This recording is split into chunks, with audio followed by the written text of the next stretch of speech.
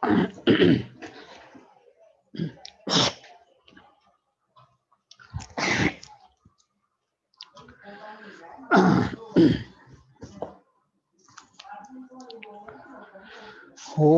नमः सिद्धेभ्यः जय श्री ओम नमः सिद्धेभ्यः जय श्री ओम नमः सिद्धेभ्यः।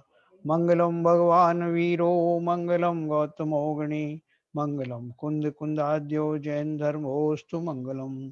सर्वमंगल मांगल्यम सर्वकल्याणकारकम प्रधानम सर्वधर्माणां जैनम जयतु शासनम जैनम जयतु शासनम जैनम जयतु शासनम।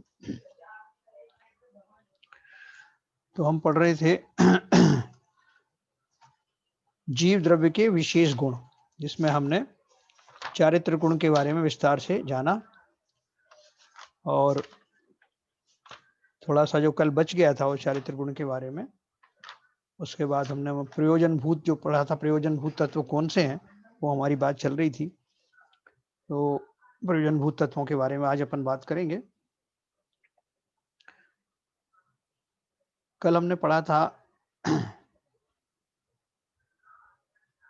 कि हमें कदाचित ये भ्रम हो सकता है कि तत्वों के श्रद्धान रूप सम्यक दर्शन करना चाहिए कि सच्चे देव शास्त्र गुरु के श्रद्धान रूप सम्यक दर्शन, क्योंकि शास्त्रों में ये दोनों परिभाषाएं आती हैं सम्यक दर्शन के लिए। सम्यक दर्शन ज्ञान चारित्राणी मोक्ष मार्ग है, तत्वार्थ श्रद्धानम सम्यक दर्शनम, और दूसरा आता है श्रद्धानम परमार्था नाम आप्त आगम तपोव्रताम। तो इसमें ये दोनों परिभाषा आती कि तत्वों का श्रद्धान, 7 तत्वों का सच्चा श्रद्धान होना सम्यक दर्शन है, या देवशाद गुरुओं की श्रद्धा होनी सम्यक दर्शन है। ऐसे दो परिभाषाएं आती हैं। तो इन्होंने बताया कि ये दोनों एक ही बात है, घूम फिर करके। वो कैसे एक ही बात है ये अपन आज समझेंगे।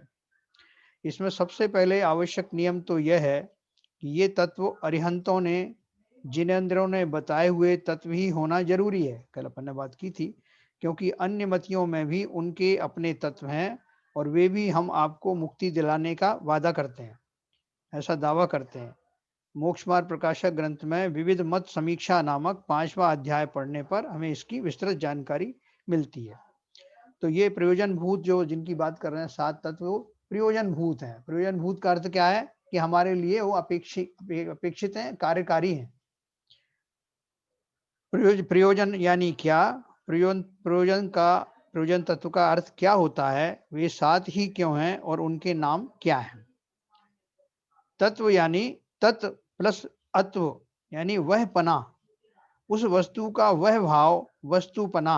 जैसे वृद्धत्व का अर्थ है वृद्धपना, मातृत्व का अर्थ है मातृपना, है ना।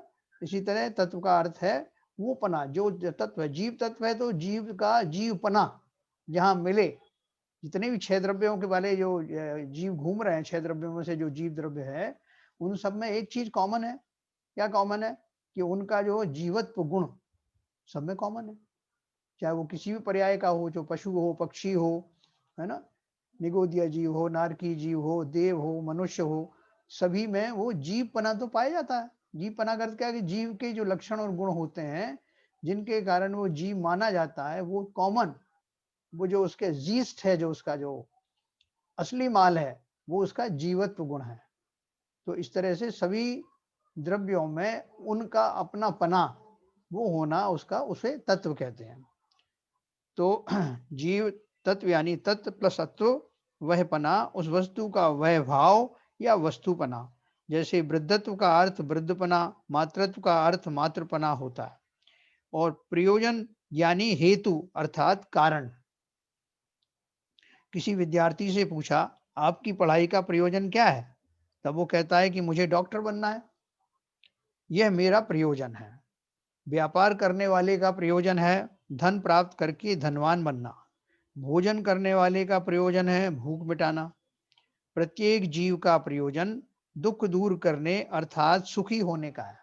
देखो, कोई कहे या ना कहे, ये जो है अनसेड, बिना कहे ही ये मान लीजिए कि संसार में कि सभी जीव सुखी होना चाहते हैं, दुखी कोई नहीं होना चाहता। और उनका सारा उपक्रम उस पर्याय में जन्म लेने के बाद से मरण तक यही चलता है निरंतर कि वो काश वो सुखी हो जाए। सब जीवों का यही है। लेकिन इसमें क्या भूल कहाँ पड़ती है? एक तो उन्हें ये नहीं मालूम पड़ता कि जिसे सुखी होना है उसका स्वरूप क्या है? पर्याय को ही वो अपना स्वरूप मान लेते हैं जिस पर्याय में जन्म लेते हैं। तो एक तो वो उनको मिथ्या भ्रांति है और दूसरे ये कि सुख की परिभाषा नहीं मालूम उनको। उस शरीर में जो शरीर मिला है, वो सलामत बना रहे और उसमें जो है थोड़े जो इंद्रिय सुख आदि हैं, वो उनको मिलते रहें तो इसे वो सुख मानते हैं।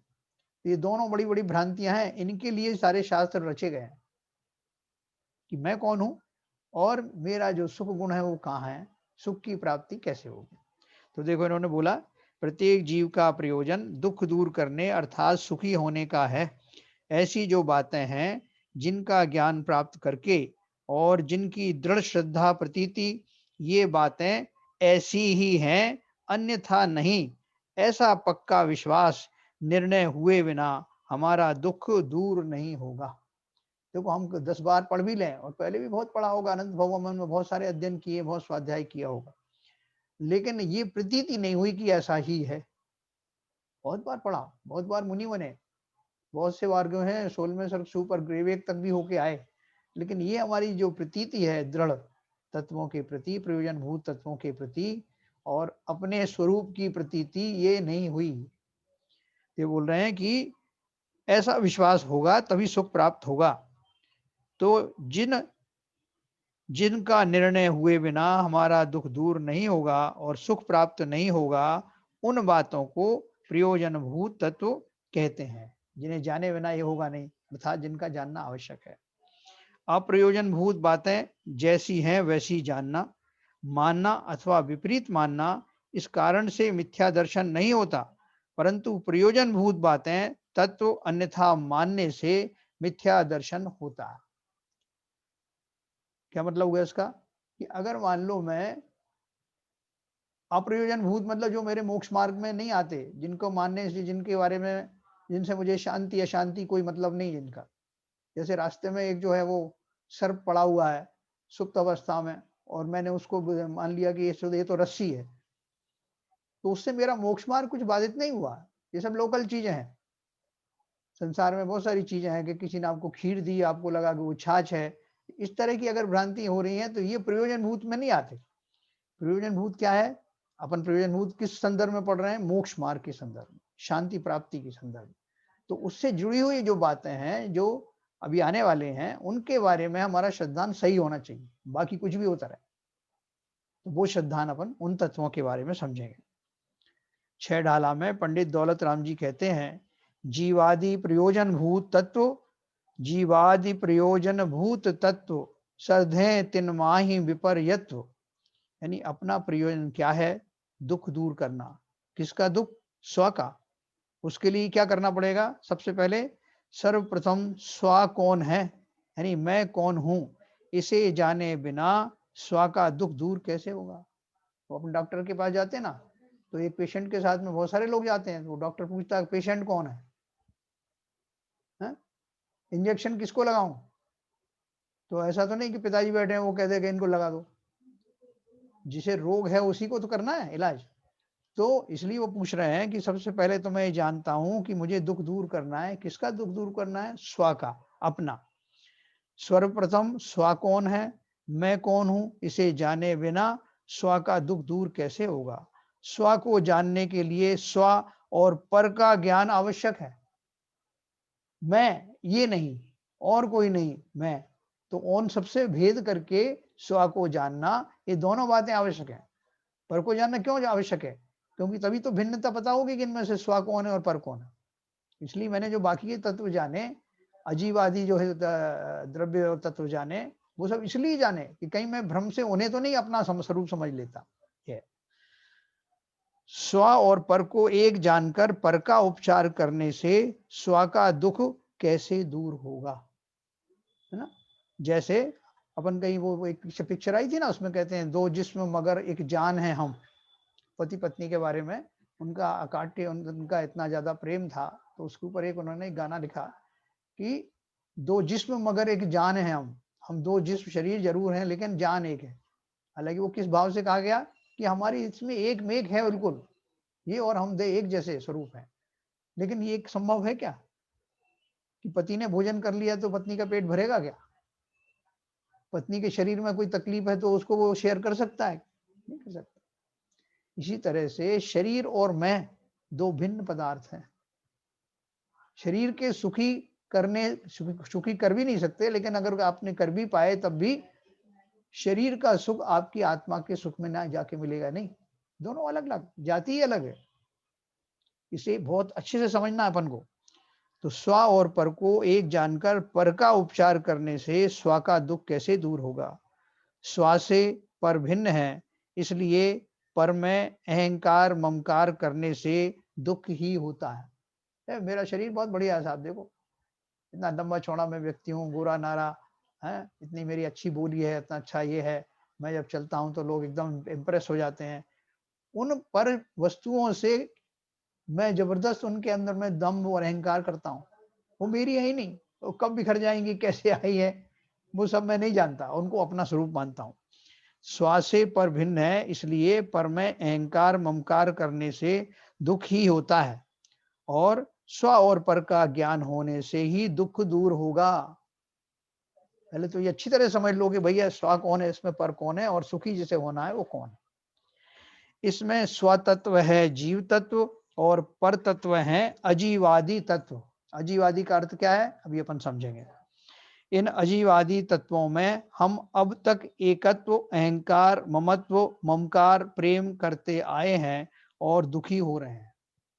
हम कहेंगे कि अजीवादी तत्व मेरे अपने नहीं है, तो मैं उन्हें जानूं ही क्यों? जो मेरे हैं नहीं उनको क्यों जानूं? तो वो बोल रहे हैं कि इसका उत्तर है, पर को जानने में बाधा नहीं है, पर को अपना मानने में बाधा या नुकसान है। पर तो संसार में कितने सारे जीव हैं, कितने अजीब हैं, कितने सारे द्रव्य हैं, उन सबको मैं जानने से मुझे कोई फायदा थोड़ी है, उनको अपनाने से कोई फायदा नहीं है। लेकिन इसलिए मैं जानना चाहता हूं कि उनमें कहीं मैं भ्रमित तो नहीं हो जाऊंगा, दूसरे द्रव्यों को मैं अपना मान लूं या स्वयं को उन रूप मान लूं। पर को जानने में बाधा नहीं, पर को अपना मानने में बाधा नुकसान है। जानने के कारण नुकसान होता तो केवल यानी संपूर्ण लोकालोक को जानते हैं, फिर भी वे अनंत सुखी है ना? जानो, मगर कैसे जानो? बिना उनमें लिप्त हुए, बिना उनमें किसी तरह की स्वापना धारण किए बिना। स्व तत्व को, जीव तत्व को यह मैं हूं ऐसा जानना है, और पर अजीवादी तत्वों को ये मैं नहीं हूं ऐसा जानना है। और क्लियर कट जानना है, पक्के से जानना है, कंफ्यूजन नहीं होना। हमारा प्रयोजन है सुख प्राप्त करना। अनंत सुख मोक्ष में है, इसलिए मोक्ष तत्व का स्वरूप जानना भी आवश्यक है। अपन कहें मोक्ष कहाँ है, तो अपन कहाँ बताते हैं, लोकेशन बताते हैं, स्वर्ग के ऊपर या नीचे। अरे जहां बंद नहीं है वहीं मोक्ष होता है ना? अपन को कोई मोक्ष कहे, मोक्ष कहाँ है, तो अपन ऊपर इशारा कर दे, सिद्ध शिला की तरफ। लेकिन जो अभी सिद्ध नहीं बने हैं, अनंत अवस्था में हैं, उन्हें मोक्ष हुआ कि नहीं? उनको भी हो गया ना, भाव मोक्ष तो हो गया। इसका अर्थ क्या है कि जो बंधन से रहित हो गए हैं, चार जो घातिया कर्म रूपी तीव्र बंधन थे, उनसे मुक्त होते ही जीव अनंत बन गया, उनको भाव मोक्ष हो गया। जो मोक्ष शुद्ध शिला में पहुंचने पर जो सुख उनको प्रकट होना है, वो सुख यही प्रकट हो गया है ना? तो कोई ये कहेगा फिर वहां क्यों जाएं? वो नियम है, उसके बाद में जैसे ही आयु शरीर की समाप्त होगी तो वो ऐसी जगह जाएंगे कि जहां और कभी कोई कष्ट होने की संभावना ही ना हो। ऐसे सिद्ध बनते हैं। तो बंध और मोक्ष तो जीव की ही अवस्थाएं हैं। जीव तत्व और अजीव तत्व द्रव्य तत्व हैं। देखो ये जो 7 तत्व हम पढ़ेंगे, इन तत्वों में जो मुख्य पहले के जो तत्व हैं, जीव तत्व और अजीव तत्व, ये उन्होंने विपुल ने पूछा था ना, कि इसने पूछा था कि ये द्रव्य में भी शामिल है और तत्व में भी शामिल है। जीव द्रव्य है और अजीव द्रव्य भी है। तो यहाँ जीव तत्व और अजीव तत्व द्रव्य तत्व है, मतलब द्रव्य में भी वो है। अन्य सब तत्व उन्हीं की अवस्थाएं और पर्याय तत्व हैं। बाकी के जो 5 तत्व हम पढ़ने वाले हैं, वो जीव और अजीव के कॉम्बिनेशन ही है। या जीव और अजीव जो हम पढ़ने जा रहे हैं, ये मुख्य हैं। बाकी इनके तो कॉम्बिनेशन है, या तो संयोगी अवस्थाएं हैं या वियोगी अवस्थाएं हैं। जो अपन पढ़ेंगे उसको कैसे है। जीव तत्व और अजीव तत्व द्रव्य तत्व हैं। अन्य सब तत्व उन्हीं की अवस्थाएं पर्याय तत्व हैं। बंध का अभाव होकर मोक्ष होने वाला है, इसलिए मोक्ष तत्व और बंध तत्व का ज्ञान जरूरी है ना? क्योंकि इस समय क्या है, मेरा अभी बंध है कर्मादि से बंध है, शरीर का शरीर के साथ मेरा जुड़ाव है। तो जब मेरा बंध का संपूर्ण रूप से बंध का अभाव हो जाएगा तो मैं मुक्त हो जाऊंगा, और वो उसी मुक्त अवस्था का नाम मोक्ष तत्व है। इसलिए मोक्ष तत्व और बंध तत्व का ज्ञान जरूरी है। इसमें बंध का कारण है आश्रव तत्व। मुझे बंध हुआ ही क्यों? तो अपन ने पढ़ा था पहले, आश्रव तत्व के कारण मतलब जीव के भावों का निमित्त पाकर कर्मों का आगमन होता है, उसी के कारण सारा कर्म सिद्धांत चलता है, उसी के कारण शरीरों की प्राप्ति होती है। कैसा शरीर मिलेगा, कौन सी गति मिलेगी, ये सारा कोडिफिकेशन मेरे भावों के कारण होने वाले आश्रव से होता है। तो एक आश्रव तत्व हो गया, जिसके निमित्त से जीव के भावों का निमित्त पा करके उद्गल द्रव्य कर्म रूप परिणमित होता है, उसे अपन आश्रव द्रव्य कहते हैं। और वही आश्रव तत्व जब वो आ जाते हैं तो उनका आत्म प्रदेशों से बंधन हो जाना, वो बंध तत्व है। इसमें बंध का कारण है आश्रव तत्व, इसलिए उसे जानना भी आवश्यक है। और मोक्ष का कारण यानी मोक्ष का उपाय है संवर और निर्जरा तत्व, इसलिए उन्हें भी यथार्थ जानना जरूरी है। आश्रम के कारण मैं उन कर्मों ने को मैंने आकृष्ट किया, और बंध तत्व के कारण वो मुझसे बंध गए, और अब मैं उनसे परेशान हूं, तो उनसे छूटने का उपाय है संवर और निर्जरा। जब संवर और निर्जरा पूरी हो जाएगी तो मोक्ष दशा प्रकट होगी। ये पूरा 7 तत्वों का निचोड़ है अपने ने बहुत विस्तार से भी पढ़ने वाले हैं। इस प्रकार ये 7 तत्व हुए कि जिन्हें जानकर यथार्थ प्रतीति करना यह सर्वप्रथम आवश्यक कर्तव्य है। अब देखो ये 7 तत्व जानने में अनंत का स्वरूप कहाँ से आ गया, ये भी अपन समझेंगे। अब इन्हीं तत्वों के नाम फिर से क्रम से लिख रहे हैं, जीव, अजीव, आश्रव, बंध, संवर, निर्जरा और मोक्ष। कितना आसान है, जीव, अजीव, आश्रव, बंध, संवर, निर्जरा, और उसे उसी सीक्वेंस में अपन कर सकते हैं कि एक तो जीव है और एक अजीव है, इन दोनों का कॉम्बिनेशन होता है आश्रव के द्वारा, और फिर बंद हो जाता है। अब मैं उनको नहीं चाहता कि और फर्दर बंद हो, तो मैं संवर कर देता हूँ, और फिर मैं चाहता हूँ कि अंदर में जो आ गए हैं वो निकल जाए सत्ता से, तो उसकी निर्जरा शुरू हो गई, और पूरी निर्जरा होने पे मोक्ष हो जाता है। सिंपल चीज है। तो ये हमने 7 तत्व के बारे में कभी संक्षेप में पढ़ा है। ये हम अभी इस पुस्तक में भी वैसे 7 तत्वों का स्वरूप बहुत डिटेल में दिया है, तो अभी अपन जब इसको जरूरत पड़ेगी तो इससे अपन रेफर करेंगे। बाकी इसके बाद अपन अभी हमारी जो पुस्तक है जैन धर्म जानिए उसकी शुरुआत करेंगे। इसके पहले मैं आपको अनम्यूट करता हूँ, कोई प्रश्न हो तो पूछेंगे। हाँ बोलिए सर, किसी का कोई प्रश्न है? निशु तुमने पढ़े थे 7 तत्व जी? ये बताया 7 तत्वों का श्रद्धान जी अभी देव शास्त्र गुरु का भी तो बता दो, उसका भी तो आपने बताया, इसमें नहीं है किताब में? नहीं है इसमें भी है, उसमें भी है, और इसमें अपन अभी आगे पढ़ने वाले ना, इसमें भी और इसमें भी आएगा, इसलिए मैंने अभी छोड़ दिया उसको। और हाँ आपको पूरा बताऊंगा उसको, दोनों कैसे रिलेशन करते हैं, देव शास्त्र गुरु का क्या स्वरूप है, अब पूरा आपको बताऊंगा, ठीक है ना। तो अभी और किसी को कुछ प्रश्न पूछना है तो अपन नहीं तो आगे बढ़ते हैं। एक प्रश्न है जी कि जो इसमें जो 7 तत्व हैं, जो पहले भी काफी डिटेल में आपने बताए थे, जी तो इसमें एक जस्ट प्रश्न आ रहा है मेरे मन में कि जीव अजीव है, जो कि हम एक तरह से फिजिकल टाइप की एक एंटिटी है, हाँ अजीव और जीव। आश्रव, बंध, सर्वर, निर्जरा, ये तो बेसिकली एक तरह से एक्टिविटी है, क्रिया से संबंधित चीजें हैं ये। हाँ आश्रव कर्म का आना, आश्रव बोलते हैं, बंध बंध भी इस तरह से है, हाँ कर्म का जुड़ जाना। हाँ तो ये मतलब एक्चुअली जीव अजीव से एकदम डिफरेंट टाइप के चीजें हैं, या मतलब एक्चुअली ये तो क्रिया वाली चीजें हो गई, संवर, निद्रा और मोक्ष अवस्था है, एक जीव की अवस्था है जब हम मुक्त बोल रहे हैं जिसको। तो इन इन सबको सातों को एक श्रेणी में क्यों रखा गया है? देखो तत्वों में मतलब सातों को तत्व बोल रहे हैं, जबकि आश्रम बंद संवर निजरा, एक तरह से ये क्रिया है एक्चुअली। ये क्रिया है, बराबर है आपकी बात है, लेकिन क्रिया को अपन यहाँ पर्याय भी कह सकते हैं ना, कि जीव की उस समय की ऐसी पर्याय होती है, जैसे अपन पानी गर्म करते हैं ना, तो पानी गर्म करने से जब उसकी बॉइलिंग शुरू होती है तो वो एक अवस्था है पानी की, फिर जो उसमें वाष्पीकरण होने लगता है, जब उसमें से वेपर्स निकलने लगते हैं, वो भी उसकी एक अवस्था है। अगर उसको ठंडा करके मैं उसको फ्रीज कर दूं तो बर्फ बन गया, वो भी उसकी एक अवस्था है। तो जीव के ही भावों की अवस्था और जो दूसरा जो द्रव्य है अजीव का, यहाँ मुख्य रूप से पुद्गल से है मतलब है, तो उन दोनों की ऐसी अवस्था होना, हमेशा तो देखो आश्रव होता नहीं, जीव का आश्रव का कब होगा, जीव में वैसे भाव उत्पन्न हो और उसी जाति के भाव उत्पन्न हो, उन्हीं जाति के भावों का निमित्त पा करके वो पुद्गल परमाणु पड़े हुए हैं सब इधर उधर, उनको कोई मतलब नहीं है। लेकिन जब आपके भाव रूपी वो दशा आपकी पर्याय बदली, तब उनकी पर्याय भी बदल जाती है। तो चूंकि वो अवस्था परमानेंट नहीं है, परमानेंट इसलिए नहीं है कि हमेशा परमानेंट तो जीव के वैसे भाव होते नहीं, अगर होते रहे तो उसे कोई मोक्ष होगा भी नहीं।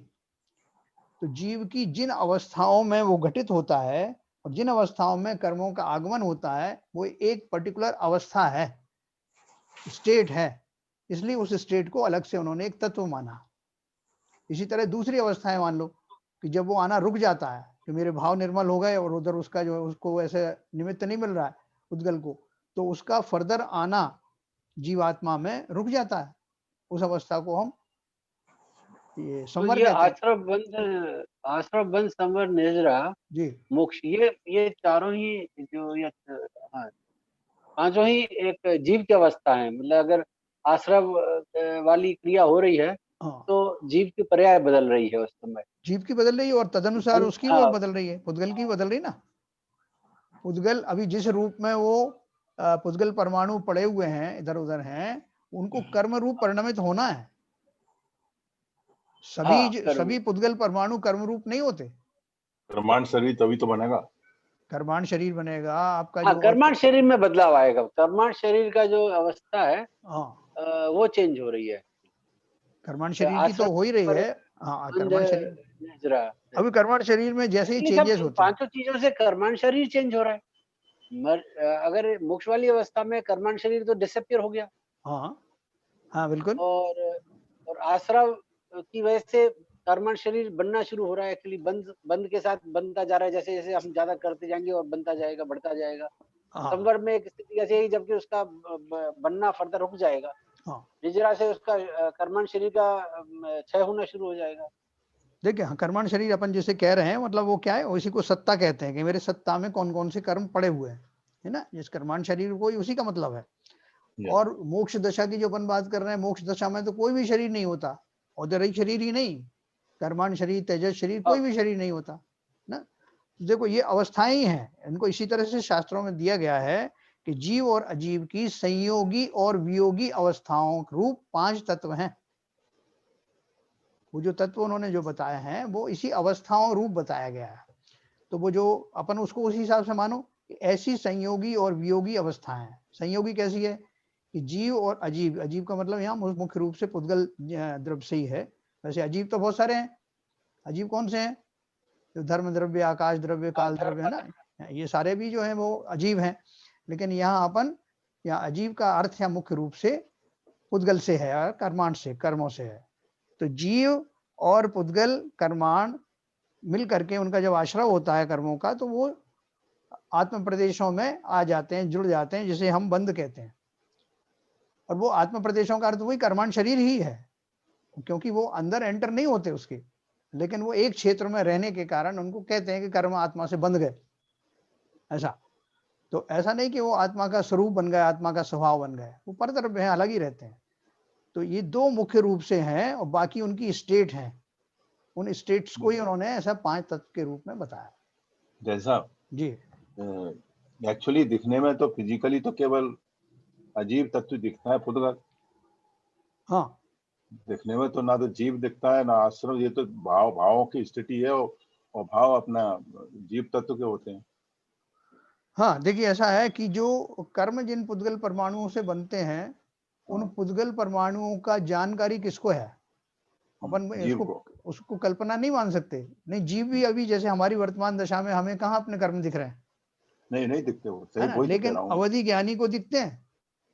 अवधि ज्ञानी को, मैं केवल ज्ञानी की बात नहीं कर रहा हूँ, अवधि हाँ। ज्ञानी उस परमाणु का आखिरी हिस्सा तक जान सकता है, कितना छोटा परमाणु होता है। पर लेकिन सब कुछ तो पता चलता ही है कि ये जैसे अगर हम खुद अपने आप को ट्रूली एनालिसिस करें तो लगेगा कि अच्छा हमने शायद ये चीजें गलत की है, ये इसके साथ हमने इसे अच्छा नहीं किया तो हमारा कर्म बंद हुआ होगा। हाँ जैसे मान लो घर पे पत्नी से झगड़ा हो जाए और बाद में लगे कि नहीं मैं ही गलती पर था, हाँ तो अब वो गलती कर दी आपने, तो जो उस समय कर्म में था जो आपने कुछ अन्याय किया दूसरे जीव के साथ हाँ या किसी दुकानदार के साथ या किसी पड़ोसी के साथ, तो इसलिए कुछ अनुभव तो होता है कर्म बंद हो रहे हैं। हाँ, होते ना। अनुभव अपन को इसलिए हो रहा है कि अपन ने कर्म सिद्धांत पढ़ रखा है। ऐसे कितने भाव जीव भाव हैं जिन्हें यही नहीं पता कि कर्म क्या होता है, बंध क्या होता है, और किसी के नुकसान करने से क्या हमारा हमारा हमको क्या दिक्कत होने वाली है। वो तो अपना देखते हैं कि मुझे सुख मिले, और दूसरे जीवों को उन्हें द्वेष आता है अगर जो उनकी आज्ञा का पालन नहीं करे। वो कर्म सिद्धांत तो अपन को समझ में आने लगा, इसलिए थोड़ा सा हम भयभीत होने लग गए। और होना भी चाहिए, क्योंकि जब तक हमें उसका सच्चा स्वरूप नहीं मालूम हो और हम उससे भयमुक्त रहें तो वो निरंतर बंद होता रहेगा, हम खोटी पर्यायों में जाते रहेंगे। ये तो बहुत भला है कि हमें रहस्य समझ में आ गया। है तो ये भावों की स्टेट ही ना। हाँ बाबू इससे ही। हम्म, तो देखो वही ना। अभी हमने ये सामान्य गुण पढ़े थे, ये हम ये किस पुस्तक निकाल लीजिए, जैन धर्म जानिए, इसमें पेज नंबर नई वाला जो संस्करण है, इसमें पेज नंबर 132, 132 पेज पर।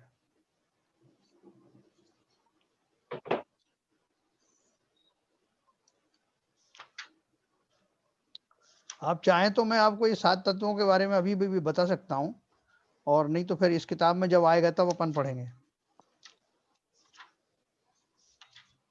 जैसा सबकी इच्छा हो वैसा कर नहीं, लेंगे। आप सीक्वेंशियली ये चलिए सब तो आप देख लीजिए जैसे जो आपको सही लग रहा है, जो सीक्वेंस आपको ठीक लग रही है वैसे करिए। ओके, सीक्वेंशियली चलिए, अच्छा रहे। तो मैं एक काम करता हूँ, इस पुस्तक में वैसे वो लगाया दिया है 7 तत्वों के बारे में इंट्रोडक्शन, मैं थोड़ा सा और पढ़ देता हूँ, जिससे चूंकि अभी अपन इस मुकाम तक आ गए हैं तो अपने समझ में जल्दी आएगा।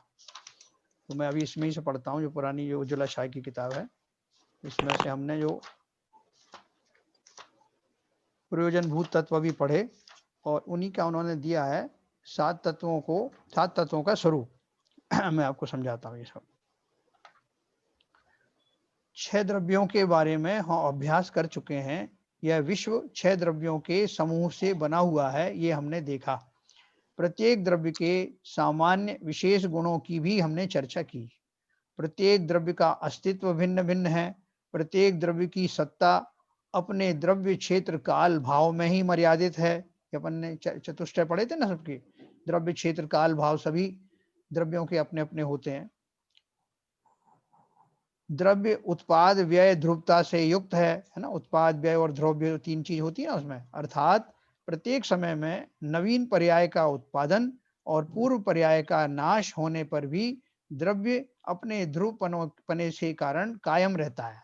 ये सब बातें हमने विस्तार पूर्वक देखी। यह सब पढ़ते समय एक बात का सदा स्मरण रखना है कि मुझे अपने को पहचानना है। तो इन 6 द्रव्यों में मेरा स्थान कौन सा है? उत्तर है, मैं एक स्वतंत्र जीव द्रव्य हूँ। मेरा अस्तित्व मेरे द्रव्य क्षेत्र काल भाव में है, और मैं गुण पर्यायों से युक्त हूँ। मेरे पास गुण है ना, सभी द्रव्यों के गुण होते हैं, मेरे भी अनंत गुण हैं। उन द्रव्यों की पर्यायें पलटती रहती हैं उन गुणों की, लेकिन द्रव्य बना रहता है। ऐसा ये पर्यायें प्रति समय पलटने पर भी मैं ध्रुव रूप से कायम टिका हुआ हूँ। वस्तु स्थिति ऐसी होने पर भी मैं एक जीव द्रव्य प्लस अनंत पुद्गल परमाणु, ऐसे अनेक द्रव्यों की असमान जातीय द्रव्य पर्याय मनुष्य पर्याय को ही मैंने स्व माना, और इसी कारण मेरे सुखी होने के प्रयत्न निष्फल रहे, व्यर्थ साबित हुए। एक चींटी के दो चींटी थी, एक तो मिठाई की बोरी में रहती थी और एक नमक की बोरी में रहती। तो वो एक बार जो है उसको नमक वाली को कभी पता ही नहीं था मीठा क्या होता है। और मीठी वाली को भी नहीं पता था नमक क्या होता है, लेकिन वो एक सहेली थी, एक दूसरे से मिली तो उनकी बातचीत हुई। तो नमक वाली ने कहा कि भाई ये मीठा क्या होता है, मैंने सुना तुम्हें मीठा है पसंद है। तो उसने बोला हाँ मीठा तो होता है। तो बोले मुझे चखाओ।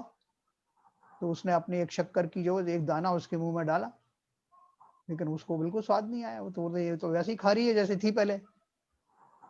उसने पूछा ऐसे कैसे लग रहा है इसको खारा, और मैं इसको खाती हूँ तो मीठा लगती है। तो उन्होंने बोला मुंह खोलो जरा तुम्हारा। मुंह खोला तो उसने एक नमक की डिल्ली अंदर दबा रखी थी, तो इसलिए उसको सारी चीजें वो नमकीन ही दिखाई देती थी। तो इसीलिए वो बोल रहे हैं कि चूंकि मैंने हमेशा इस पर्याय अपने मनुष्य पर्याय में क्या किया, जो अनंत पुद्गल परमाणु रूपी जो शरीर मुझे मिला था उसको ही अपना स्वरूप माना, इसलिए उसे सुखी करने के अन्य कोई भी प्रयत्न कामयाब नहीं हुए। ये उन्होंने लिखा है। मैं एक जीव द्रव्य प्लस अनंत पुद्गल परमाणु, शरीर कितने परमाणुओं से बनता है, अनंत पुद्गल परमाणुओं से स्कंद बना है शरीर का, जिसे मैं लिए घूम रहा हूं और जिसके स्वरूप फल स्वरूप मेरी इस पर्याय को मनुष्य पर्याय कहा जाता है। ऐसे अनेक द्रव्यों की असमान जाति द्रव्य पर्याय है। असमान है ना, जीव अलग जाति का है और अजीव अलग जाति का है, पुद्गल अलग जाति का है।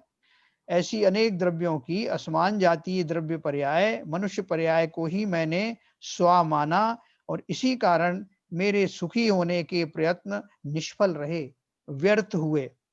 द्रव्यों का अभ्यास करने के पश्चात अब हमें प्रयोजनभूत तत्वों का अभ्यास करना है।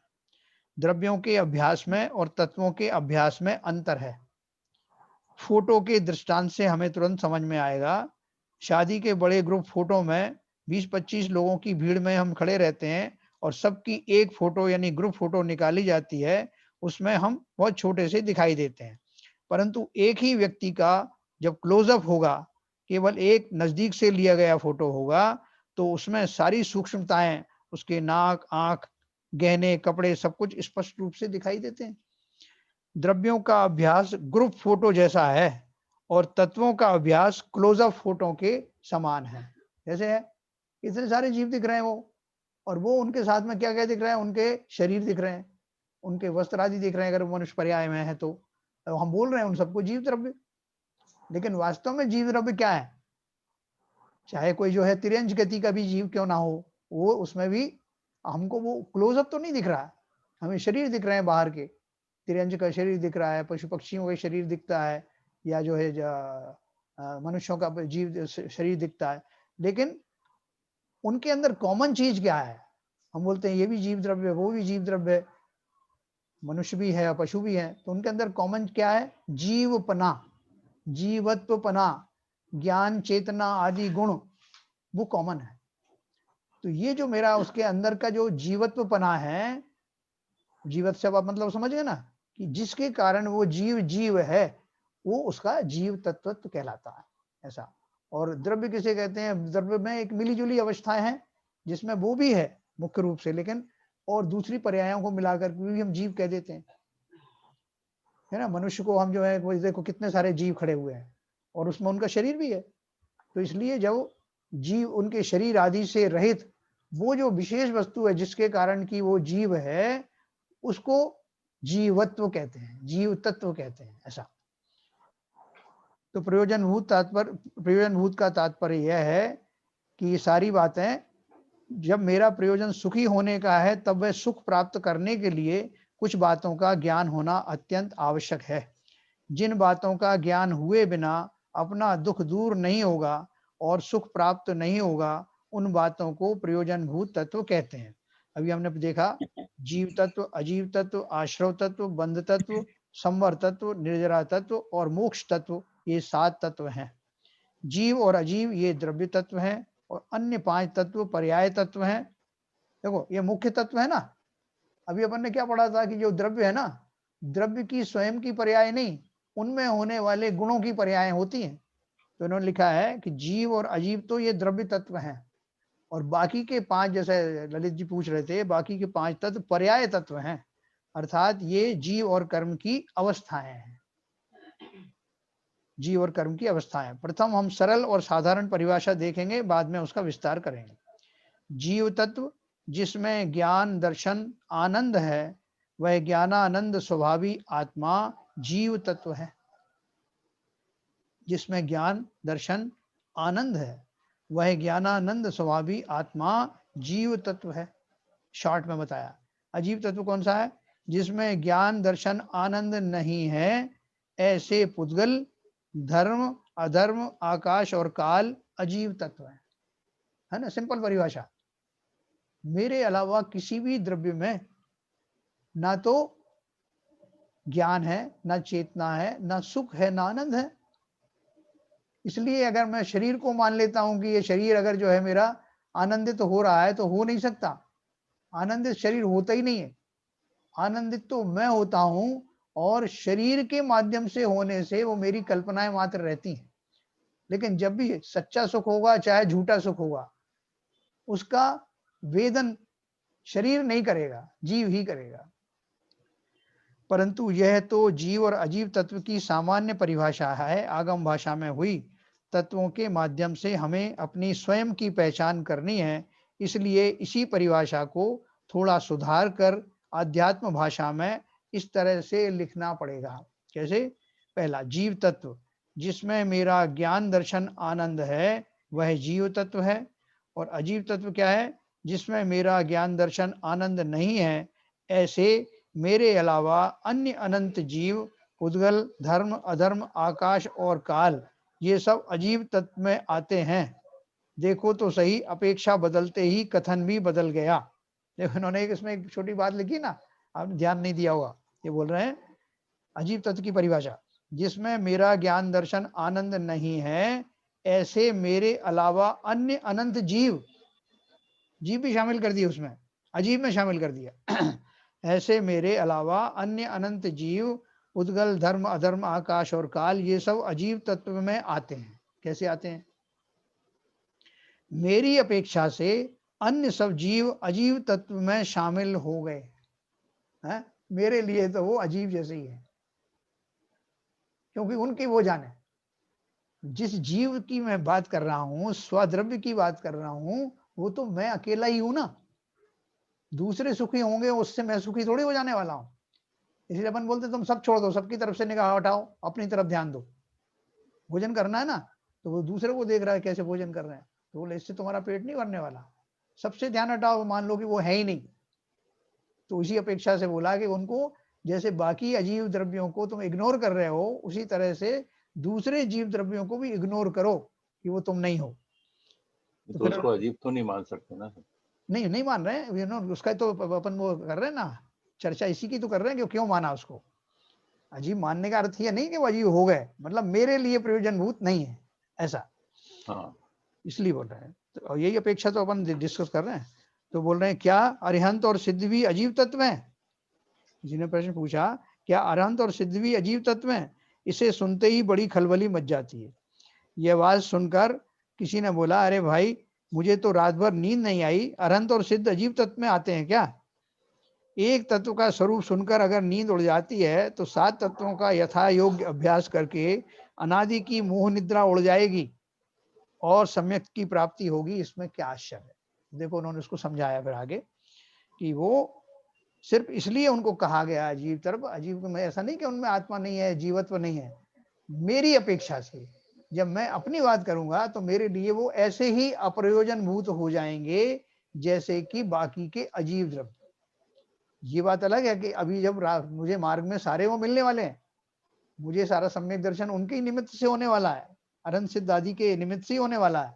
लेकिन ये एक क्रूड परिभाषा है, जिसे जानना इसलिए आवश्यक है कि जब हम मैं प्रयोजन भूत की बात करूंगा, तो मुझे बिल्कुल पक्का समझ में आना चाहिए कि मेरे अलावा, क्यों हम निश्चय धर्म की कल बात कर रहे थे ना, कि निश्चय धर्म क्या होता है? अपने आत्मा को जानना, पहचानना, उसमें ही स्थिर हो जाना। दूसरे की आत्मा में थोड़ी स्थिर हो सकता हूँ। मैं चाहूँ कि बाबूजी की आत्मा में स्थिर हो जाऊं, बाबूजी चाहे कि शिवजन साहब की आत्मा में स्थिर हो जाए, तो ऐसा संभव है क्या?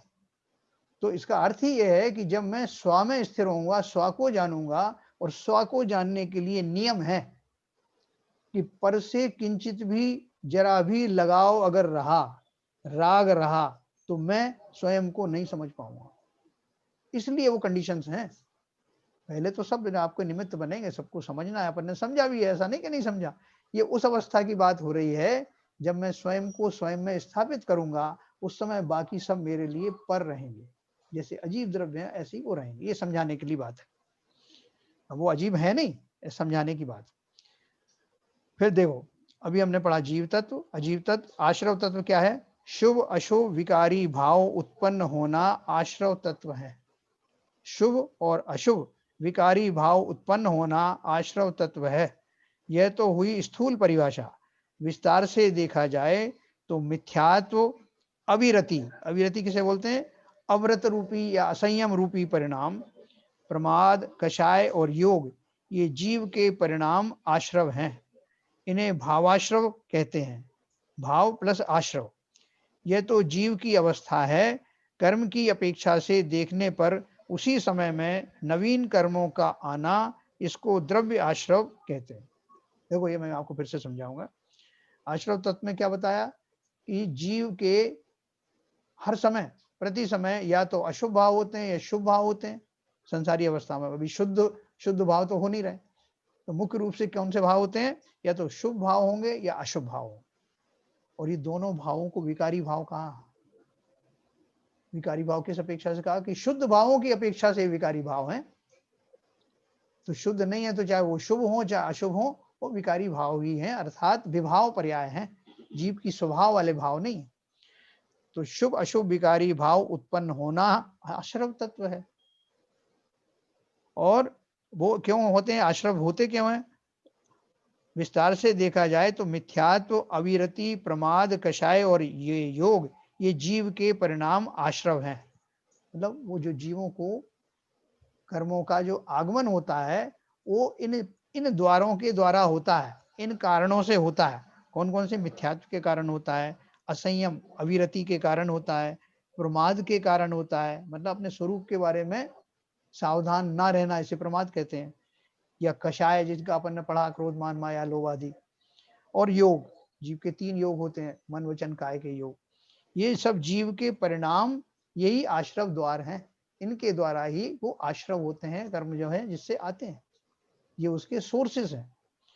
इन्हें भाव आश्रव कहते हैं, क्योंकि भाव है ना, भाव के द्वारा आ रहे हैं। तो भाव के द्वारा क्या हो रहा है? मेरे भाव जो है ट्रांसफर हो रहे हैं, और उसके परिणाम स्वरूप क्या हो रहा है? वो कर्म आ रहे हैं। तो कर्मों का आना, फिजिकली आना, वो द्रव्य आश्रव है। जहां जहां फिजिकल शब्द आए वहां द्रव्य आश्रव। मेरे भावों के का निमित्त पाकर, मेरे भाव आश्रवों का निमित्त पाकर फिजिकली द्रव्य रूप से जब वो पुद्गल परमाणु मेरी आत्मा की ओर आकृष्ट होते हैं, उस दशा को मैं द्रव्य आश्रव कहता हूं। भाव आश्रव के कारण द्रव्य आश्रव। अब वो द्रव्य आश्रव जब होगा तो द्रव्य आश्रव यानी वो कर्माण वर्णा में, कर्माण शरीर में चले गए या हमारी सत्ता में आ गए। जब उनका उदय होगा तो फिर जीव के परिणाम खराब होंगे, और फिर जीव के परिणाम खराब होने से फिर वही प्रक्रिया चालू होगी, फिर से नए कर्म आएंगे, ऐसा प्रक्रिया चलेगी। तो ये आश्रव है। अब इसके बाद में बंध तत्व। बंध तत्व, इसमें भी भाव बंध और द्रव्य बंध, ऐसे जीव और कर्म की अपेक्षा से 2 भेद हैं। जैसे आश्रव के 2 भेद कहे ना, ऐसे बंध के 2 भेद हैं। आप तो भाव, एक प्रश्न पूछ सकता हूँ? हाँ पूछिए। तो एक प्रश्न पूछ सकता हूँ? बोलिए। तो इसमें जो द्रव्याश्रव है वो भावाश्रव के साथ ही साथ आएगा हमेशा? पहले भावाश्रव आएगा फिर द्रव्याश्रव करेगा? बिल्कुल। फिर उल्टा फिर और ज्यादा ऐसा भी होगा भावाश्रव ना। बने, हाँ, ये जरूरी नहीं कि भावाश्रव आए और द्रव्याश्रव बने। एक्चुअली हो सकता है भाव बन के रह जाए और वो आप उसमें कर्म में नहीं आप कन्वर्ट के पीछे ही आप भाव लाके पीछे ही उनको रिजेक्ट कर दें, हट जाए पीछे। हाँ, ये दशा भावाश्रव हमारी, जरूरी नहीं कि द्रव्याश्रव में कन्वर्ट हो। ये दशा होती है, लेकिन संसारी जीवों की इस अवस्था में नहीं होती। कि जब वो उनका जैसे जो अरंत होते हैं ना, अरंत का जो वेदनी कर्म का जब उदय होता है, तब उनका जो है वो उनका नया बंध नहीं होता। आश्रव तो होते हैं, आश्रव होते हैं जैसा आपने कहा, लेकिन वो क्या आश्रव कैसे होता है? कि जैसे दीवार के ऊपर में रेत फेंको तो रेत तुरंत नीचे आ जाती है, उससे चिपकती नहीं है, सूखी रेत अगर है तो उनको बंद नहीं होता। आश्रव तो होता है, लेकिन बंद नहीं होने से उसका कर्म बंद होता नहीं, वो तुरंत एक समय के लिए आता है और छड़ जाता है। नहीं,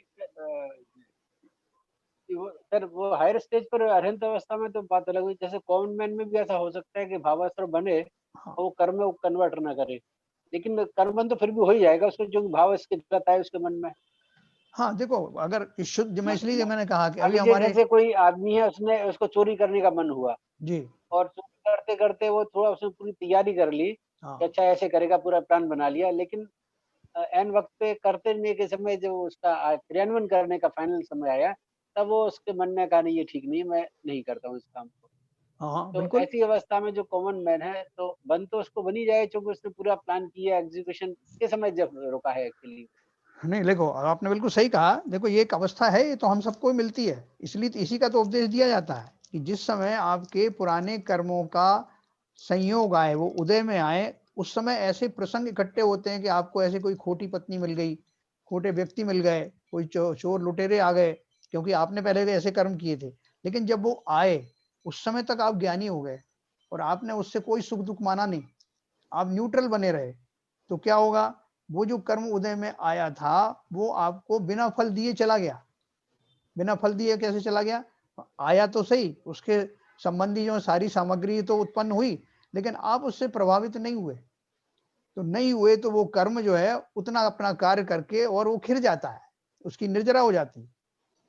ये निरंतर हम लोग करेंगे, सब हम ही अभी नहीं तो करेंगे, कुछ तो हो ही रही है और कुछ अभी अब सम्यक दर्शन होने के बाद थोक के भाव में ऐसी निर्जरा होगी। नहीं, वो तो निर्जरा तो ही, उनका कहने का मतलब ये है जी कि ये जो नए भाव बने, हाँ चोरी करने की आपकी मनसा भाव बने, हाँ और फिर बनते बनते प्लान बनते बनते आपके क्या कहते हैं, आपके ज्ञान हो गया कि ये तो गलत काम है, मैं नहीं करूंगा। हाँ ठीक है। तो उस समय उससे क्या कहते हैं, जो जो कर्म बंद हुआ क्या था। कहे, आश्रव आश्रव बना, हाँ आश्रव तो कंटिन्यूस बनता जा रहा है, हाँ मगर उसका जो बंद बनेगा उसकी तीव्रता उतनी नहीं होगी, बिल्कुल बिल्कुल 100% नहीं तीव्रता होगी। उतनी बंद नहीं तो होगी। होगा, बंद तो हाँ, होगा, तीव्रता नहीं होगी। सही बात, बंद तो होगा, हाँ तीव्रता नहीं होगी बाबूजी। बिल्कुल तो बिल्कुल। वही बिल्कुल मैं सही, कह रहा बिल्कुल हूँ। सही, और बिल्कुल सही है। जो पुराने कर्म उदय हुए थे, उन्होंने आपके भावों को मंद कर दिया, हाँ तो उन पुराने कर्मों का निर्जरा हो गई। यही हाँ यही बात हाँ हुई हाँ ना। हाँ हाँ। देखो उन तो पुराने कर्मों के उदय से ही आपके उस समय ऐसे किंचित भाव आए, जी ठीक है। अब लेकिन भाव आप नहीं, आप समझ भी गए कि ये जो हाँ बहुत सारे ज्ञानी समझ जाते हैं कि ये मुझे क्रोध आ ब- रहा है, मेरा कोई कर्म का उदय आ रहा है, लेकिन मुझे क्रोध नहीं करना। जी ऐसा जी ऐसा उनको समय मिलता है। हाँ तो वो अगर रुक गए, उन्होंने नहीं किया कर्म, वो समझ गए कि कर्मोदय में आज हाँ शांत बने रहे, तो हाँ क्या होगा, वो कर्म तो हमेशा आते हैं और निर्जरा होते ही रहती है। अब ये बात जी अलग है कि आप उनमें दुखी हो जाओ, सुखी हो जाओ, उनको कर्मों से कोई मतलब नहीं, जी लेकिन आप नहीं हुए दुखी, तो वो कर्म हाँ ने तो अपना काल किया और उसके काल के बाद वो तो समाप्त हो गए। जी नए कर्म नहीं बंध पाए, नहीं तो अगर आप दुखी हो जाते या कुछ प्रतिकार करते, तो उसकी अपेक्षा फिर नए बंध में हो जाता। या वो क्रिया संपन्न होती तो नए कर्म बन हाँ जाते। नए कर्म बनते हैं। तो यही कह ये रहे हैं यही अपन को एस के जैन सीखना है, साहब, मेरे बिल्कुल। ख्याल यही कह रहे हैं। हाँ क्या साहब, जी क्लियर हुआ? तो यही तो हाँ हमको जी करना जी। है, ये सारे जीवन हमको यही करना है, इस रहस्य को समझना है। देखो हम जो आलोचना पाठ, प्रत्याख्यान और ये सब जो करते हैं ना, सामायिक वगैरह करते हैं, वो क्यों करते हैं?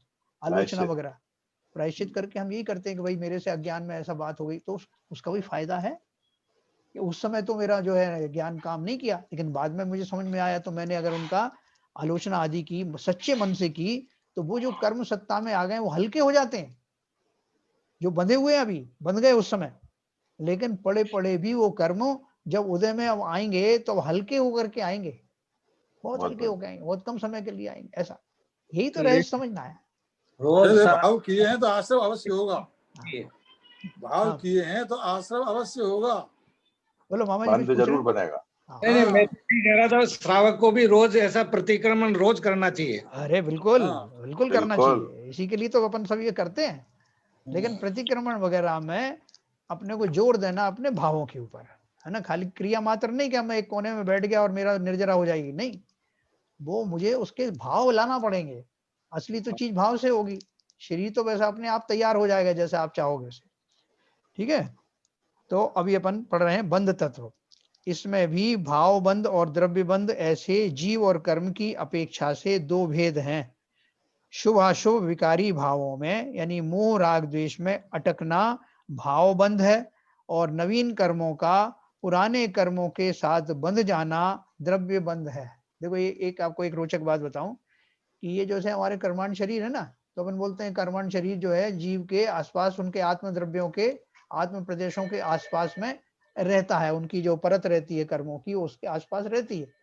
अब जो नए कर्म आते हैं तो वो जो पहले से बनी हुई परत है जिसे मैं कर्मांड शरीर कहता हूं, उससे आगे लग जाते हैं।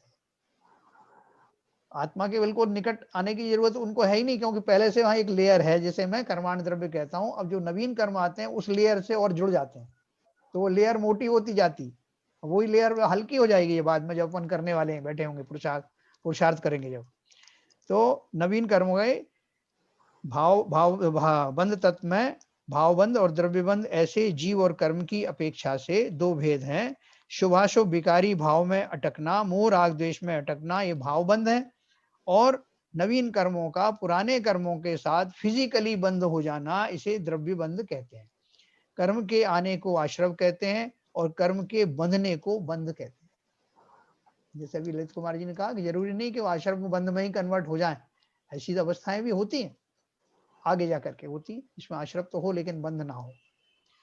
तो ये सबको समझ में आया, जीव अजीव आश्रव और बंध। ये भावबंध क्या है सर? आश्रव तो देखो आश्रव में बंध नहीं हुआ, आश्रव खाली एक प्रक्रिया है उन कर्मों की, जीव के भाव करने की और कर्मों के आने की, अभी इसमें बंध शामिल नहीं है। नहीं तो बंद होगा ही नहीं क्या? नहीं बंद बंद तो होगा ना, जैसे जब बंद आश्रव होगा। हुआ। हाँ, हाँ जैसे उसमें थोड़ा टाइम लगा ना, बीच में एक गैप आया ना कि जीव के भाव हुए और कर्मों का आना हुआ, ठीक है। हमको भले ये लग रहा है कि एक साथ हुआ है, लेकिन उसकी सीक्वेंस को अपन समझें। जीव ने भाव किए, कर्म उद्गल कर परमाणु कर्म रूप परिणमित हुए, दो चीज हो गई। तीसरी चीज हुई, यहां तक तो आश्रय हुआ, तीसरी चीज हुई जब वो मेरे आत्म प्रदेशों में आकर के रुक जाते हैं, बंधान रूप हो जाते हैं, जिनकी स्थिति निर्णित हो जाती है कि वो किस समय में अवउदय में आने वाले हैं और क्या फल देने वाले हैं, कौन सी प्रकृति वाले हैं, ये अपन बंध में पढ़ने वाले हैं। ये भावबंध की बात कह रहा था सर मैं, भावबंध द्रव्यबंध लिखा ना, भावबंध में तो वही लिखा है, मोह राग द्वेष, शुभाशुभ विकारी भावों में मोह राग द्वेष में अटकना भावबंध है। आश्रम जो अपन ने पढ़ा था, आश्रम में खाली उनका क्वालिफिकेशन नहीं देखा था कि कैसे भावबंध में आश्रव तत्व में अपन ने क्या देखा था, उसके कारण दूसरे थे आश्रव के। कौन कौन से कारण थे?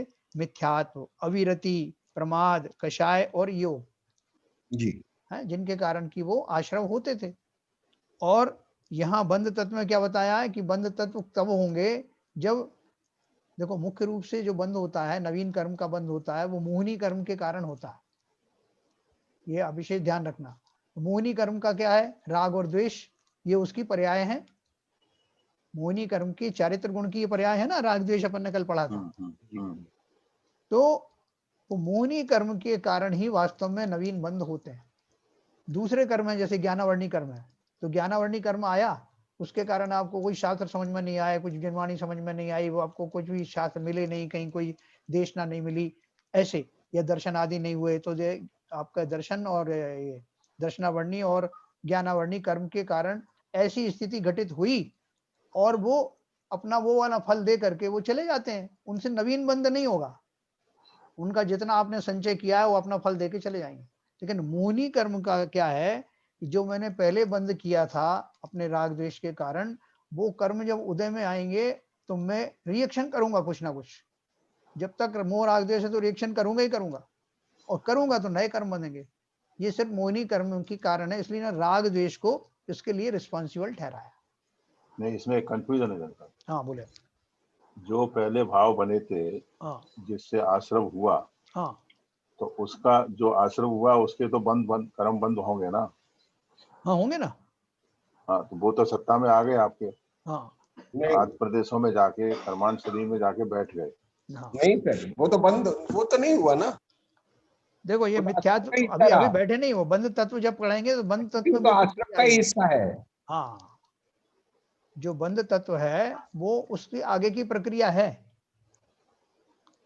कभी कभी आश्रम बन के रह जाते हैं भाई साहब, बंद नहीं होता।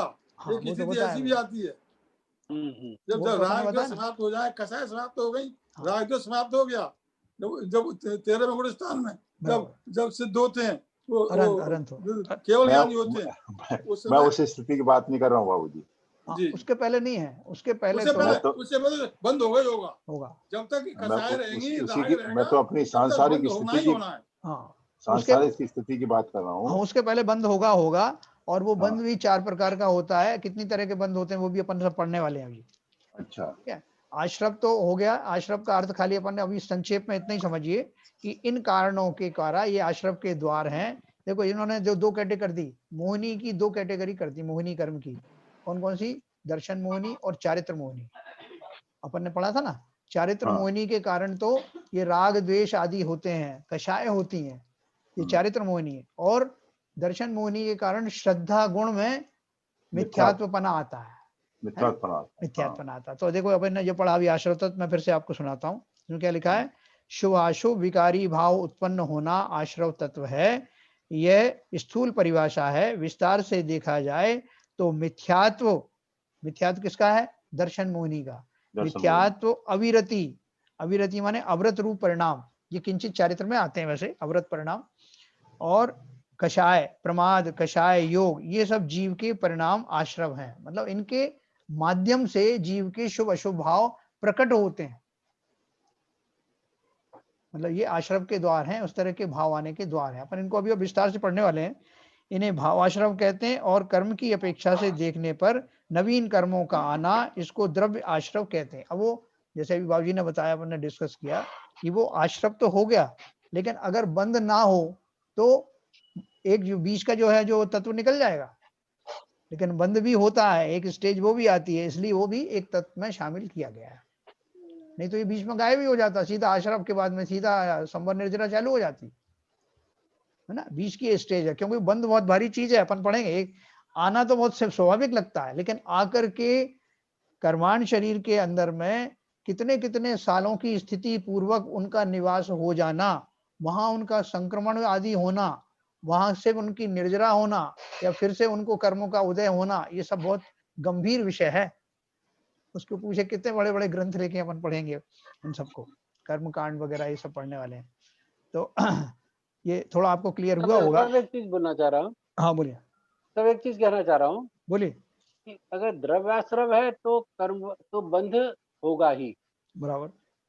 द्रव्याश्रव जब स्थिति में है तो हाँ बंध होना है, अवश्य होगा वो। हाँ भावाश्रम में अगर वो भाव तक ही सीमित रह गया और वो कर्म में नहीं कन्वर्ट हुआ है, हाँ तो आपकी कर्म की तो एक तरह से निर्जरा हो गई। जो पुराने कर्म थे वो भाव में अपीयर हुए, लेकिन आपने उसको समता भाव रख के हाँ आपने उसको संवर कर लिया या निर्जरा कर दी, हाँ तो वो बंध में कन्वर्ट नहीं हुए। तो भाव केवल अगर भावाश्रम तक सीमित है हाँ। तो वो बंध नहीं बनेगा। नहीं, अभी क्या है देखो, एक चीज और है। जब सत्ता में कोई आपके कर्म पड़े हुए हैं, सत्ता में पड़े हुए, उनकी एक स्थिति है कि जैसे अरहंत हो गए आप, लेकिन सत्ता में आपका गुण पड़ा हुआ था, वेदनी कर्म पड़ा हुआ था। तो वेदनी के आखिर में सारे कर्म निकलना है ना, सिद्ध होने के लिए या अरहंत होने के लिए तो चारों घातीय कर्म निकलना ही है। तो अब क्या होता है कि उनके अभी अघातीय कर्म बाकी है अरहंतों के। तो उनका जो वेदनी कर्म है, वेदनी कर्म करते हैं वेदन, वेदन होना, इस तरह की जो है साता वेदनी और असाता वेदनी रूपी जो कर्म है, उनका उदय में आना होता है। सत्ता में है वो, अभी वो नए नहीं बांध रहे हैं, लेकिन जब वो सत्ता में आते हैं, तो सत्ता में से जब वो उदय में आते हैं, तो उस समय एक समय के लिए वो आते हैं, उनका बंध नहीं होता। उदय होने पे उनका बंध नहीं होता और वो खिर जाते हैं। ये अपन इनकी उदय बंध रूप जो है प्रक्रियाएं, ये सब पढ़ने वाले हैं। कितनी तरह के बंध होते हैं बहुत डिटेल में अपन जाने वाले हैं। अभी आप खाली संक्षेप में इतना समझिए उसको। नहीं, एड के जैन साहब तो अनंत अवस्था की बात नहीं कर रहे हैं। भाई अपन को समझाना पड़ेगा ना, बंध तत्व को समझाने के लिए अनंत अवस्था को बीच में लाना जरूरी है ना। नहीं, वो तो ठीक है, वो तो अभी की सांसारिक अवस्था की बात कर रहे हैं। भाव का उदाहरण इनको बताओ साहब, नाव वाला जिसमें छेद है। वो आपने एक बार बताया था पहले। हाँ हाँ हाँ, नहीं नाव में पानी आना ना, वो वाला। अच्छा, तो देखो, हाँ ये मामा जी जो कह रहे हैं वो भी बात सही है। जो अपन ने मोटा मोटा समझा था ना, कि जिस समय कोई अपन नाव में जा रहा है, उसमें नाव में एक सुराख हो जाए, छेद हो जाए, तो उसमें से जो जल आना शुरू हो जाएगा, वो आश्रव का द्वार हुआ।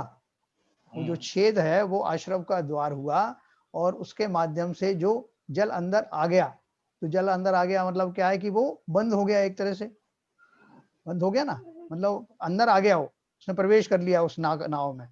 अब हम सब परेशान हैं कि उस पानी को निकालना भी जरूरी है और उस सोर्स को बंद करना जरूरी है। तो सबसे पहले तो हम क्या करेंगे, उसमें डाटा लगाएंगे कि अब और पानी ना आए। तो वो हो गया हमारा संवर तत्व, जो हम आगे पढ़ने वाले हैं। आश्रव बंद कर दिया तो संवर हो गया, अब आश्रव नहीं आएगा, नो मोर आश्रव। और फिर अब जो अंदर पानी आ गया उसको निकालना, उसी को निर्जरा कहते हैं। ये बहुत सिंपल एग्जाम्पल है। और जब वो तो सही है, पूर्ण निकल जाता है तो मोक्ष दशा प्राप्त होती है, जब पार्शियल निकलता है तो निर्जरा होती है, ठीक है ना। और जो इन्होंने बोला कि सभी आश्रव बंद होते हैं क्या, तो उसको समझाने के लिए अरहंतों की बात कही जाएगी कि उस समय में नहीं होते, बाकी संसारी अवस्था में तो होता ही ऐसा है, आश्रव हो गए तो बंद भी वही हो। मैंने बताया था, वही मैंने हाँ। बताया यस यस यस, वही बार बार बाबूजी भी रिपीट कर रहे हैं। हाँ, ठीक है सर। तो ये कल हम थोड़ा संवर तत्व के बारे में और निर्जरा तत्व, मोक्ष तत्व के बारे में थोड़ा और डिटेल में पढ़ेंगे। इसके कई लेवल पे इसको पढ़ेंगे, कई लेवल पे, क्योंकि हमारा मुख्य कारण, मुख्य काम ही ये है। अब तो हम आए हैं उस जगह पर, प्रयोजन भूत तत्वों के ऊपर। अब तो हमारी निरंतर इस पे ही चर्चा होने वाली है, और जो भी चर्चाएं होंगी वो उनके माध्यम से हम इन्हीं को ही समझेंगे। जिस तत्व से पाला पड़ना वो जीव तत्व ही है। नहीं, जीव को जिन जिन से पाला पड़ रहा है वो भी समझना पड़ेगा ना, किन किन से पाला पड़े। हमारे पिताजी कहते थे कि संसार में सब जीव अच्छे, सब लोग अच्छे हैं, लेकिन पाला किसी से नहीं पड़े। पाला तो स्वयं के जीव से स्वयं से पड़ता है ना भाई। हाँ, मतलब क्योंकि और से पड़ता, पाला स्वयं से पड़ता है। मतलब जितने भी बाकी के जो पर पदार्थ हैं, इंक्लूडिंग परजीव जितने भी हैं, वो सब होते तो हैं, लेकिन मेरा उनसे कोई सरोकार ना रहे तो ही मैं सुखी रहूंगा। मगर बाबूजी हर पल पाला तो हमारा दूसरों से ही पड़ता है। हाँ। नहीं, ये संसार में, संसार जब तक ये नहीं समझ सांसारिक जीव होने, जब तक सांसारिक जीव होते हुए, ठीक है साहब, जब तक ये नहीं समझ पाएंगे कि पाला हमें दूसरों से नहीं और अन्य जीवों से नहीं, स्वयं से पाला पड़ना है, तब तक हम रास्ते पर पहुंच नहीं पाएंगे।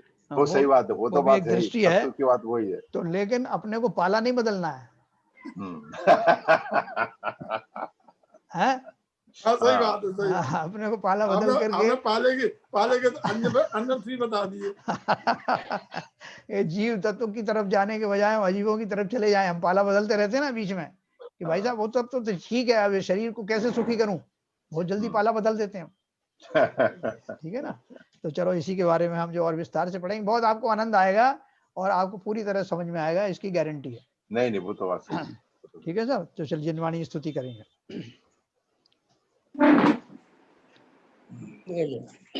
नित्यतम नाश वे को ज्ञान के प्रकाश वे को आप पर भास वे को भानु श्री बखानी है। जय हो द्रव्य जान वे को बंध वे भान वे को सब पर पिछान वे को परम प्रमाणी है। अनुभवताय वे को जीव के जताए वे को काहू न सताए वे को भवे और आनी है। जहाँ तहाँ तार वे को पार के उतार वे को सुख विस्तार वे को यही जिनवाणी है। ये जिनवाणी भारती तो है जपो दिन रहे, जो तेरी शरणा गए सो पावे चैन। जिनवाणी के ज्ञान से तुझे लोकालोक, तो वाणी मस्तक धरो सदा देते हैं दो, सदा देते हैं दो। जिनवाणी माता की जय।